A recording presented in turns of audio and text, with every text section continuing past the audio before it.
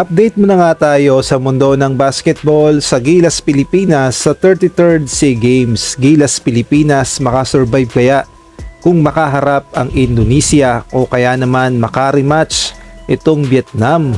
Samantalang ang Thailand kumpiyansang makukuha ang gintong medalya. Ngunit bago tayo magpatuloy, pakipindot naman ng like, subscribe at ang notification bell para updated ka sa susunod kong i-upload. Hindi nga naging ganun kadali ang pagsali ng ating Gilas Pilipinas dito sa ginaganap na 33rd SEA Games sa Thailand dahil unang-una, alam naman nating lahat yung mga players natin ay sadyang minadali lamang ang lineup at bukod pa ron ay kulang-kulang talaga tayo sa practice. Kaya naman hindi talaga nakakapagtaka sa mga naging laban ng Gilas Pilipinas. Aminin man natin ay napakaraming errors at napakarami pa talagang dapat i-improve. Ngunit ganun pa man ang good news ay nakabuo pa rin tayo ng chemistry at nairaos pa rin ng dalawang panalo kontra nga sa Malaysia at sa pinaka-crucial na naging laban ng Gilas Pilipinas dito sa Vietnam. Dito talaga nasubukan ng Gilas Pilipinas sa Vietnam at masasabi nating lumalakas na talaga ang lahat ng kupunan sa Southeast Asia. Kaya naman nagulat din ang Gilas Pilipinas dahil kung dati tinatambakan nila ang Vietnam, ngunit ngayon ay talaga namang pumapalag at lumalaban sa Gilas Pilipinas. Kaya naman itong si Coach Tim Cone ay may matinding sinabi sa ating Gilas Pilipinas Team B. At eto nga yung sinabi ni Coach Tim Cone. Sabi niya nga, scramble to get players, late arrivals to practice, no practice game, yet still finding ways to win just like the last Asian Games. Congrats Gilas, keep grinding, we all got you back, Coach Norman. So tiwala pa rin naman itong si Coach Tim Cone na kakayanin ng ating Gilas Pilipinas na makipaglaban sa 33rd SEA Games kahit na lahat ata ng mga pagkukulang at kakulangan sa practice ay nangyari sa ating binuong lineup sa SEA Games. Ngunit ang totoong hamon in case na makaharap ulit ng Gilas Pilipinas itong Vietnam sa semifinals, dahil alam nating lahat na pinahirapan talaga ng Vietnam ang Gilas Pilipinas at kung sakaling magkaharap sila sa rematch, paniguradong gagawa ito ng matinding adjustment at makikipagsabayan talaga sa Gilas Pilipinas. Isa pa sa mga magiging tinik sa lalamunan ng Gilas Pilipinas sa semifinals, itong ang Indonesia na alam nating lahat na solid at napakalakas na lineup. At FYI, nagpractice pa to sa ibang bansa at talaga namang nakipag-tune up pa upang paghandaan ng SEA Games. Kaya naman hindi basta-basta ang lakas ng Indonesia at yung panalo nga nila sa Thailand kino-question pa at hindi nga makapaniwala ang iba na tinalo pa sila ng Thailand.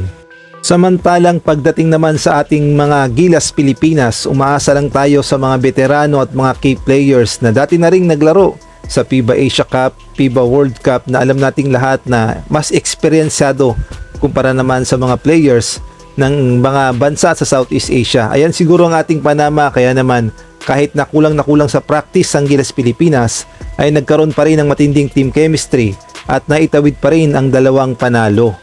Ngunit ang pinakamatinding hamon sa lahat in case na kung makapasok sa finals ang Gilas Pilipinas ay makakaharap na ito ngang Thailand na alam nating lahat na ata ng pabor ay nasa Thailand na dahil unang-una ay kontrolado nila ang lineup ng mga bawat kalahok na kupunan na lumaban sa SEA Games dahil nga sa patakaran nila na hindi naman FIBA rules. Kumbaga sila lang yung namili ng mga players na ilalaban ng bawat kupunan. At bukod pa noon sa kanilang home court advantage at gayon na rin ang crowd.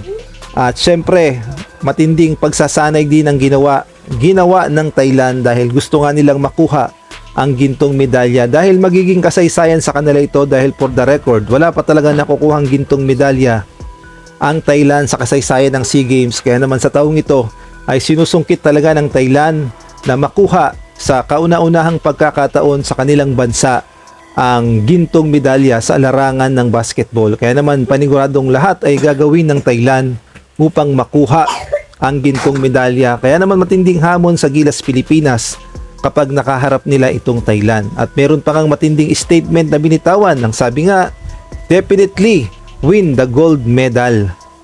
Kaya naman matinding hamon para kay Coach Norman Black ang magiging laban ng Gilas Pilipinas. Syempre, unang-una sa semifinal sa December 19, pwedeng sa Indonesia o kaya naman sa Vietnam. Kaya naman abangan natin kung anong klaseng Gilas Pilipinas ang lalaban sa semifinals at kung anong adjustment ang gagawin ni Coach Norman Black.